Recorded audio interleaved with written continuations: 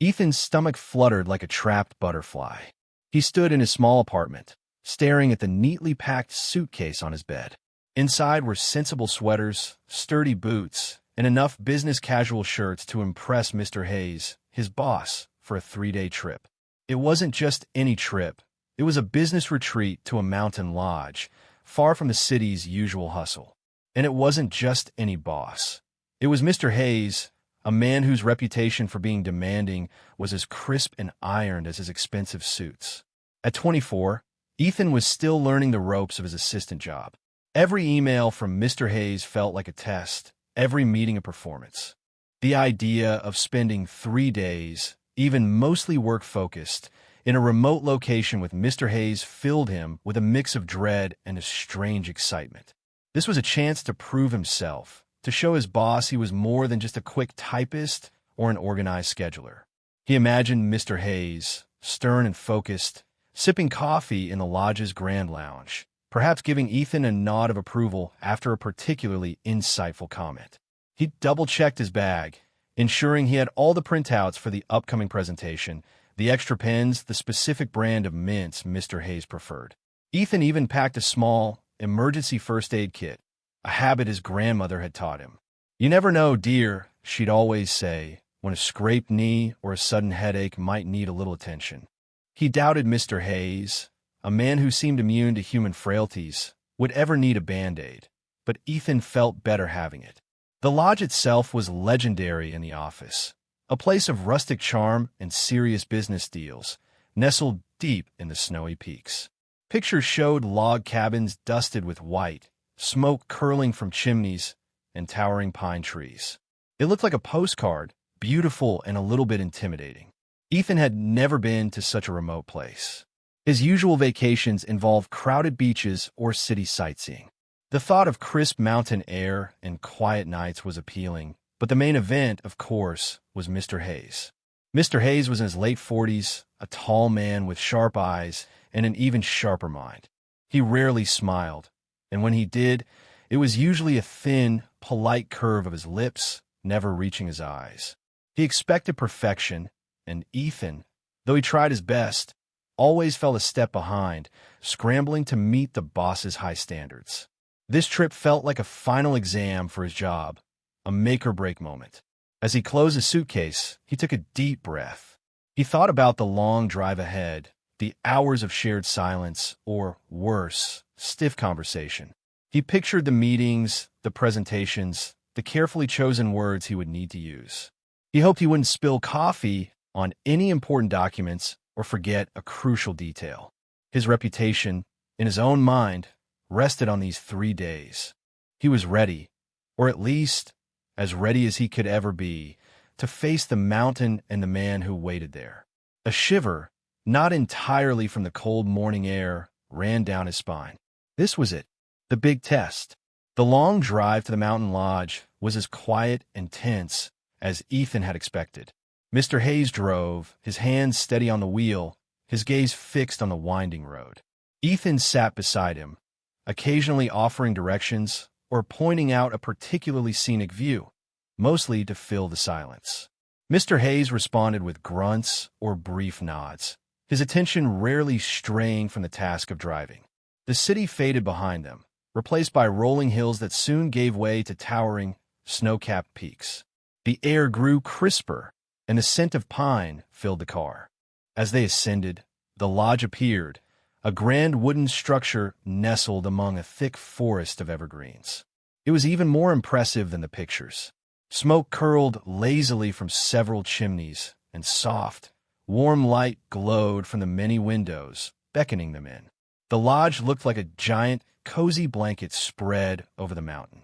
A few other cars were parked, hinting at other guests, but the overall feeling was one of peaceful solitude. They checked in, and Ethan, ever the diligent assistant, handled the luggage while Mr. Hayes spoke quietly with the lodge manager.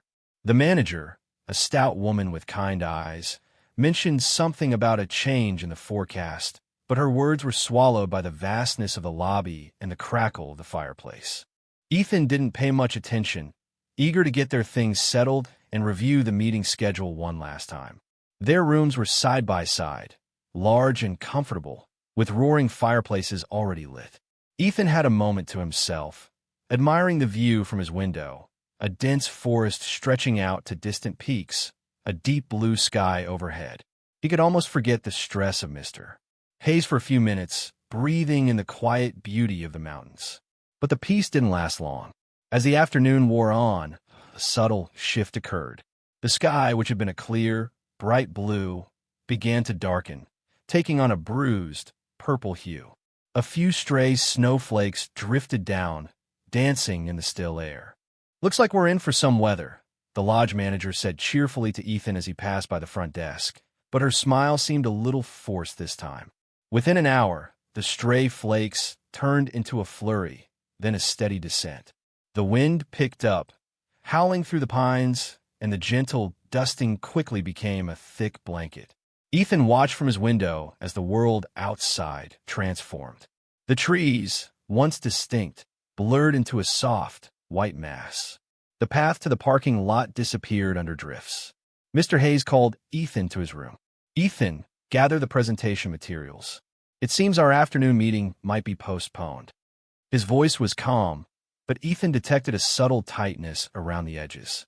As Ethan walked to his boss's room, the wind rattled the windows in the hallway.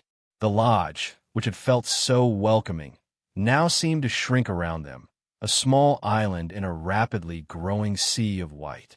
By early evening, the snowstorm was fierce.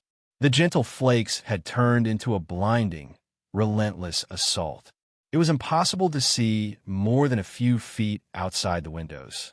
The world beyond the lodge's thick walls had vanished completely, swallowed by the swirling white chaos. The cheerful light from the windows now seemed to fight against the encroaching darkness and the fury of the storm. Travel was no longer hard. It was simply impossible. They were truly cut off. The lodge, once a beacon of warmth, now felt like a fragile ship in a furious ocean. The snowstorm howled, throwing itself against the windows with shocking force. Ethan and Mr. Hayes were in the main lounge, the presentation materials forgotten. They watched as the last rays of daylight vanished, replaced by a dense, swirling curtain of white. Other guests, fewer than Ethan had first thought, milled around, their chatter slowly dying down, replaced by murmurs of concern. Then, with a sudden, alarming shudder, the lights flickered. Once, twice, like a sleepy eye struggling to stay open. A collective gasp rose from the small group in the lounge. Then, everything plunged into darkness. The roaring fireplace in the corner became the only source of light, casting dancing shadows on the walls and turning familiar faces into eerie masks. A wave of quiet panic swept through the room. Ethan fumbled for his phone, pulling it from his pocket. He saw the empty signal bars, then tried to make a call. Nothing, just a deadline. He looked over at Mr. Hayes, who was trying his own phone, holding it up, turning it this way and that as if to coax a signal from the stormy air. Mr. Hayes's brow was furrowed, a rare crack in his usually calm demeanor. "No service," he stated, his voice a low rumble that carried clearly in the sudden quiet. The lodge manager, a woman named Martha, appeared, holding a large, old-fashioned lantern. "Everyone, please stay calm," she announced, her voice a little shaky. "The power lines must be down, and the storm is blocking all cell towers. We're cut off." She tried to sound reassuring, but the flicker of the lantern light on her face showed her worry. "We have backup generators for some heat and a few emergency lights, but we need to conserve fuel. The fireplaces are your best bet for warmth." The reality of her words settled heavily in the room. No power, no phones. They were truly alone, surrounded by a mountain of snow and silence. Ethan felt a prickle of fear, a feeling he hadn't known since he was a small child. He looked at Mr. Hayes. For the first time, he saw something other than strict professionalism in his boss's eyes, a flash of uncertainty, perhaps even a hint of vulnerability. It was a fleeting moment, quickly replaced by a stoic expression, but Ethan had seen it. The lodge, usually bustling with invisible electric currents, now felt vast and cold. The soft hum of air conditioning and hidden lights was gone, replaced by the howl of the wind and the crackle of the few remaining fires. Guests began to drift towards the fireplaces, huddling together for warmth and comfort. The grand hallways became dark tunnels, lit only by the occasional battery-powered lantern. Mr. Hayes turned to Ethan. "Well, this complicates things," he said, his voice measured. "Our meetings are obviously off. We need to assess our situation." He looked around the dimly lit lounge, his gaze sweeping over the worried faces. He was still the boss, still in charge, but the usual tools of his trade, schedules, presentations, phone calls, were useless. Ethan, surprisingly, felt a surge of purpose. This wasn't about impressing Mr. Hayes with his business skills anymore. This was about something more basic, more real. He remembered his grandmother's emergency kit. He had prepared for a scraped knee, not a full-blown mountain emergency, but it was a start. He squared his shoulders. "What do you need me to do, sir?" he asked, his voice steady despite the thumping of his heart. The business trip had just turned into a survival mission, and Ethan suddenly felt a strange kind of calm. The lodge grew colder with each passing hour. The backup generators, meant only for brief emergencies, struggled to keep a sliver of heat flowing through some parts of the building. But the vast common areas, including the lounge where most guests now huddled, felt the creeping chill deeply. Ethan pulled his thickest sweater from his bag, grateful for its warmth. He watched Mr. Hayes, who was usually so perfectly composed. Even in this crisis, his boss tried to maintain his professional calm, but the signs of worry were starting to show.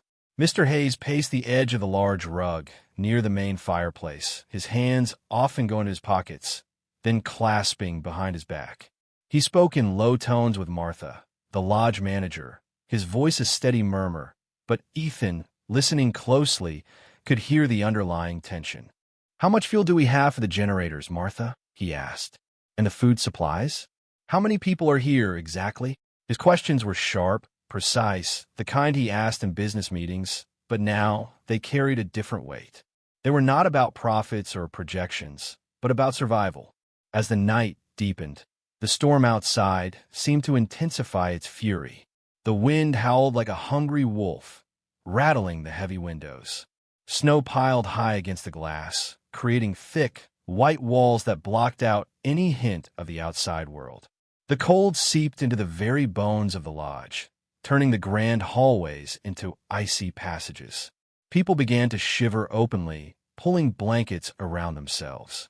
Mr. Hayes stopped pacing and stood by the fireplace, rubbing his gloved hands together.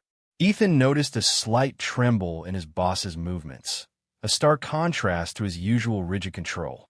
Mr. Hayes's shoulders, usually so straight, seemed to slump a fraction. His gaze kept drifting towards the windows, as if he could will the storm to cease.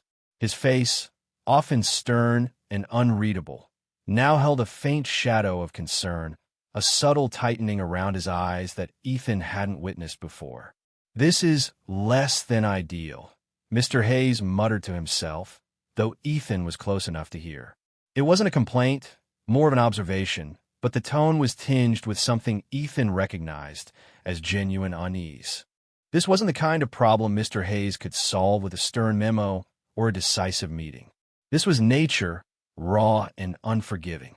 Later, as a few guests tried to play cards by the firelight, Mr. Hayes sat down on a worn armchair, a rare moment of stillness for him. He looked tired. He ran a hand through his perfectly neat hair, messing it up just a bit. He gazed into the flickering flames, lost in thought. Ethan saw his boss shiver, a quick, involuntary movement, despite the thick wool jacket he wore. The cold was getting to everyone, even Mr. Hayes.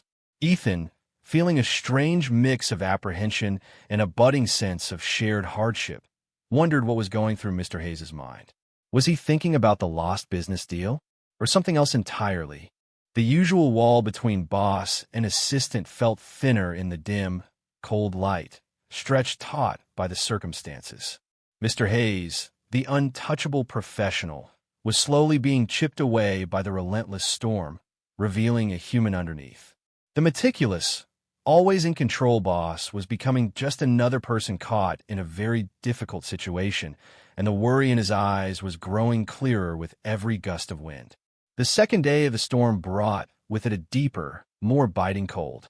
The emergency generators flickered and died, unable to fight against the depleted fuel and the continuous assault of the weather. Now, only the main fireplace in the lounge and a few smaller ones scattered throughout the lodge offered any real warmth. Guests bundled up in every piece of clothing they owned, huddled closer to the flames, sharing blankets and whispered worries. Mr. Hayes, whose initial worry had deepened into a grim determination, took charge of organizing the remaining guests. He worked with Martha, the lodge manager, to gather everyone into the main lounge, where the largest fire roared. "We need to conserve body heat," he stated, his voice firm despite the cold that made his breath visible. "And we need to make our supplies last." Ethan found himself working side by side with Mr. Hayes in ways he never could have imagined. They helped move extra logs from the woodpile, a surprisingly strenuous task that warmed them from the inside out. Ethan held open doors while Mr. Hayes carefully stacked the heavy wood. The crisp mountain air, now icy cold, stung their faces, but the shared effort created a surprising bond.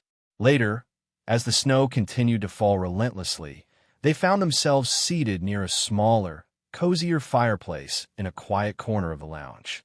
The main fire was surrounded by most of the other guests, but this smaller one offered a bit more privacy. Mr. Hayes had claimed it for them, perhaps to maintain a semblance of their professional dynamic, or perhaps simply to escape the low hum of nervous chatter from the larger group. Martha had brought around what little food they had left, crackers, some dried fruit, and a few packets of instant coffee that they heated over the fire in a small metal pot. It wasn't much, but it was enough to stave off the worst of the hunger. They sat on thick, braided rugs, leaning against a rough-hewn wooden bench. The flickering firelight cast their faces in a warm, dancing glow, making the cold seem a little less severe. Mr. Hayes, usually so particular about his meals, ate his crackers slowly, thoughtfully, without complaint. "Not exactly a five-star meal, is it, Ethan?" he remarked, a faint, dry smile touching his lips. It wasn't a joke, but it was the closest Ethan had ever heard his boss come to one. "It's warm, sir," Ethan replied, "and it's food. That's what matters right now." He felt a strange ease settle over him. The usual tension he felt around Mr. Hayes had lessened. Here, stripped to their offices and titles, there were just two men trying to stay warm and safe. They shared the small pot of coffee, passing it back and forth. The warmth spread through Ethan's hands and down his throat, a welcome comfort against the deep chill. Mr. Hayes even offered Ethan the last piece of dried apricot, a gesture that, in its smallness, felt enormous. "Thank you, sir," Ethan said, taking it. "We're in this together, Ethan," Mr. Hayes replied, looking directly into Ethan's eyes. His gaze was steady, not the piercing, evaluating look Ethan usually received, but something softer, more human. The shared hardship had begun to meld away the rigid barrier between them, leaving behind a shared vulnerability. The fire crackled, casting long, dancing shadows, and for the first time, Ethan felt a sense of camaraderie with his boss, born not of shared business goals, but of shared need. The small fire crackled merrily, a tiny defiant heart against the vast cold. Ethan and Mr. Hayes sat close, the shared silence between them no longer awkward but comfortable, woven with the sounds of the storm outside and the occasional pop of burning wood. They had finished their meager meal, and the empty coffee pot sat cooling beside them. The other guests were mostly asleep or dozing by the main fireplace, their quiet breathing filling the large lounge. Mr. Hayes stared into the flames, his face softened by the dancing light. He sighed, a long, drawn-out sound that seemed to carry the weight of many years. "You know, Ethan," he began, his voice surprisingly quiet, almost a whisper, "I haven't sat by a fire like this just for the sake of it in a very long time." Ethan waited, unsure how to respond. This was new territory. He had never heard Mr. Hayes speak so informally, so personally. "Everything has always been a goal," Mr. Hayes continued, not looking at Ethan, but still fixed on the fire. Every step, every decision. It was always about the next promotion, the next big deal, the next rung on the ladder. He paused, a flicker of something unreadable in his eyes. I started young just like you, eager, hungry. I wanted to prove everyone wrong, to show I could build something great. Ethan listened, completely captivated. This wasn't a boss talking. This was a man. I worked constantly, Mr. Hayes went on, a faint, almost wistful smile playing on his lips. Weekends, holidays. I missed family gatherings, friends' weddings. I told myself it was worth it, that success demanded sacrifice. He picked up a small twig and poked at a glowing ember, watching the sparks fly. And I did achieve a lot. The company, my position, it's all what I aimed for. He chuckled, a dry, humorless sound. Funny, isn't it? When you finally get what you want, and it doesn't feel quite like you thought it would. Ethan found his voice gentle and curious. What did you think it would feel like, sir? Mr. Hayes turned his head slightly, his gaze finally meeting Ethan's. His eyes, usually so sharp and assessing, seemed tired, almost sad. I thought it would feel complete, satisfying, like a finish line crossed. He shook his head slowly. But it's just another plateau, another place to look for the next mountain to climb. He looked back at the fire. I remember when I was in college. I had a chance to go backpacking across Europe for a year. Just me and a friend, a couple of backpacks, no plans. My parents thought it was a waste of time, said I should focus on my studies, get a head start on my career. And I listened. He let out another sigh. My friend went, sent me postcards from Paris, from Rome, from some tiny village in Greece. I still have them, tucked away somewhere. Ethan could picture it. A younger, less serious Mr. Hayes, perhaps with a mischievous glint in his eye. It was hard to imagine. I told myself I'd do it later, when I had more time, more money, Mr. Hayes said, his voice laced with a quiet regret. But later never came. There was always another project, another deadline. Always something more important than living. He gestured vaguely to the fire, to the cozy corner, to the storm outside. It took being stuck in a snowdrift, with no power or phone, to realize how much I've missed. The air around them seemed to thicken with unspoken feelings. Ethan felt a deep sympathy for his boss, a man who had built an empire but seemed to have lost something vital in the process. The professional armor was truly beginning to chip away, revealing the person beneath. The fire crackled, a comforting sound in the deep quiet. Mr. Hayes continued to gaze into the flames, his voice soft, almost lost in the storm's distant roar. The backpacking trip was just one thing, he said, shaking his head slowly. One of many. There was a girl, too. Ethan's heart gave a little jump. A girl? Mr. Hayes? He had always imagined his boss as a man entirely devoted to his work, a lonely figure at the top of a corporate ladder. Her name was Sarah, Mr. Hayes continued, a faint, sad smile gracing his lips. We met in college. She was bright, funny, full of life. She loved art, music, everything I thought was impractical at the time. She wanted to travel the world, paint landscapes, live simply. He paused, and Ethan could almost see a younger, different Mr. Hayes standing beside a vibrant, artistic woman. We were serious, he went on, his voice a little thicker now.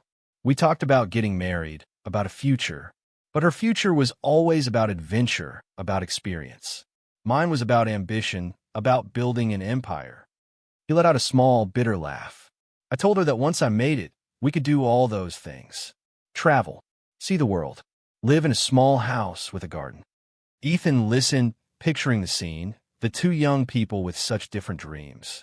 She waited for a while, Mr. Hayes said, his gaze still fixed on the fire, as if seeing Sarah's face there.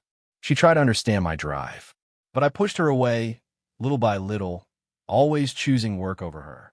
Missing dates for late nights at the office, canceling trips for sudden business calls. His voice dropped to a near whisper. I told her my career was too important, that she didn't understand the demands. A log shifted in the fire, sending a shower of sparks upwards. One day, she just left, he confessed, the words heavy with pain. She said she couldn't wait forever for a life I was always promising but never living. She said she wanted someone who lived now, not just for a distant later. He closed his eyes for a moment, a deep wrinkle forming between his brows. She went to Italy, opened a small art gallery, found someone else, someone who shared her dreams, not just her future plans. Ethan felt a pang of sadness for the man beside him. This was a raw, deeply personal wound exposed for the first time. Mr. Hayes had always seemed so invincible, so unfeeling. To hear such a story of lost love and regret was startling. I never saw her again, Mr. Hayes concluded, his voice flat. I buried myself in work after that, convinced myself that I didn't need anything else. That success was enough. That being alone was a choice, not a consequence. He turned to Ethan, his eyes holding a profound sorrow.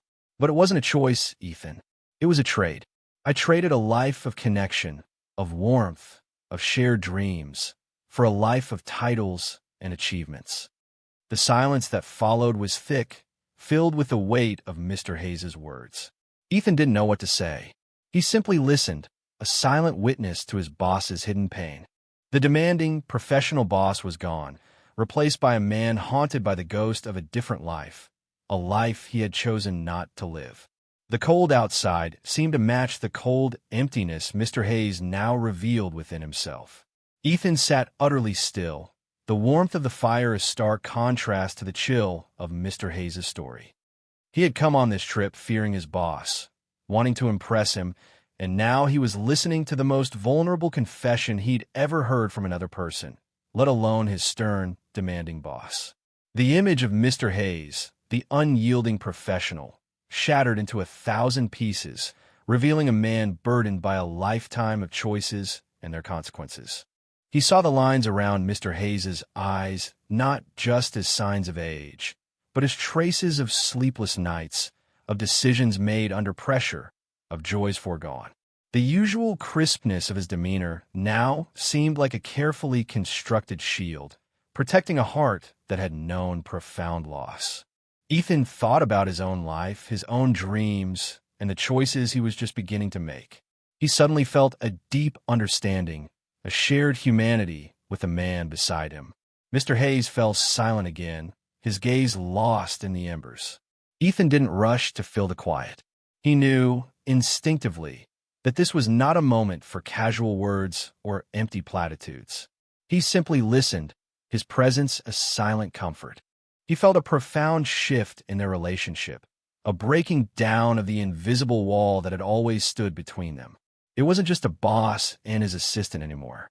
It was two people sharing a fire against a raging storm, sharing the weight of human experience. He remembered the pressure he felt to always be perfect for Mr. Hayes, to anticipate his every need, to never make a mistake. Now, looking at this raw, honest version of his boss, Ethan realized that Mr. Hayes wasn't looking for perfection, but perhaps for something he himself had lost: connection, understanding, a genuine moment of shared humanity. Ethan thought about Sarah, the girl who loved art and travel. He imagined her vibrant spirit, her dreams, so different from the corporate world Mr. Hayes had built. It was a tragic story, one of love sacrificed at the altar of ambition. And the pain of that sacrifice was still fresh in Mr. Hayes's voice, even after all these years. A new feeling began to stir in Ethan, something beyond sympathy. It was a kind of respect, not for Mr. Hayes's business achievements, but for his courage to share such a deeply personal and painful part of himself. It took strength to admit such vulnerability, especially for a man who had built his life on unwavering control and a polished exterior. The lodge was cold, the storm was loud, and the situation was still uncertain. But in that small, firelit corner, a new kind of warmth had begun to grow, not from the flames, but from the shared moment between two unlikely companions. Ethan no longer saw a strict, unapproachable boss. He saw a man, full of deep feelings and regrets, searching for something he couldn't quite name. And Ethan, the young assistant, was there to simply listen, a silent witness to a transformation born of ice and fire. He felt a quiet reverence for the trust Mr. Hayes had unknowingly placed in him, sharing a part of himself that few, if any, had ever seen. The snowstorm outside roared its fury, a wild, untamed beast shaking the very foundations of the lodge. The wind howled a mournful song through the pines, and snow continued to pile in impossible drifts against the windows. But inside, by the small, sputtering fire, a quiet had settled between Ethan and Mr. Hayes, deeper than any silence. It was a silence filled with shared understanding, a space where words were no longer needed to convey the weight of their current situation or the hidden burdens of a life. Ethan felt the warmth of the fire on his face, but a different kind of warmth bloomed in his chest. It was the warmth of seeing another person truly, stripped bare of all pretenses. The demanding boss, the distant professional, had vanished, replaced by a man grappling with his past, a man who had opened his heart in a way Ethan could never have predicted. There was a sense of shared humanity that transcended their age difference, their job titles, and their usual interactions. Mr. Hayes continued to gaze into the fire, but his posture seemed a little less stiff, his shoulders not quite so tightly held. The act of sharing his story, of laying bare his regrets, seemed to have lifted a heavy weight from him, if only for a moment. He hadn't asked for advice or comfort, and Ethan hadn't offered any. He had simply listened, and in that act of listening, a new bridge had formed between them. The other guests, huddled by the larger fireplace, were a blur of shadows and hushed whispers. But in their secluded corner, Ethan and Mr. Hayes existed in their own quiet world. The flickering flames cast dancing shadows that played across Mr. Hayes's face, highlighting the weary lines, but also, Ethan thought, a glimmer of something softer in his eyes. It was as if the storm, in cutting them off from the outside world, had also cut them off from the roles they usually played, allowing their true selves to emerge. Ethan no longer felt the intense pressure to impress Mr. Hayes. That urgency had faded, replaced by a genuine concern for the man beside him. He wasn't thinking about presentations or spreadsheets anymore. He was thinking about Sarah, about missed opportunities, about the delicate balance between ambition and happiness. He wondered what his own life would look like in 20 years, and if he would carry similar regrets. The storm outside remained fierce, a constant reminder of their isolation, but it no longer felt as threatening. The focus had shifted from the external danger to the internal landscape of Mr. Hayes' soul. The cold could be fought with fire and shared blankets, but the chill of regret was a different kind of battle. And in that battle, Ethan, the young assistant, had become an unexpected confidant. A subtle peace settled over them. It wasn't happiness, but a quiet acceptance of their predicament and a profound connection that had blossomed from shared vulnerability. The lodge might be dark and cold, but in this small circle of firelight, something bright and real was taking root. The roar of the blizzard outside seemed to fade into a background hum, as the unspoken understanding between them grew, strong and clear. The fire had settled into a soft, steady glow, its warmth a gentle comfort against the continued chill of the lodge. The storm outside had lessened its roar to a weary moan, as if it too were tired from its relentless assault. Mr. Hayes had been silent for a long time, his gaze still fixed on the dancing flames, a faraway look in his eyes. Ethan simply watched him, a quiet observer of this changed man. Then Mr. Hayes stirred.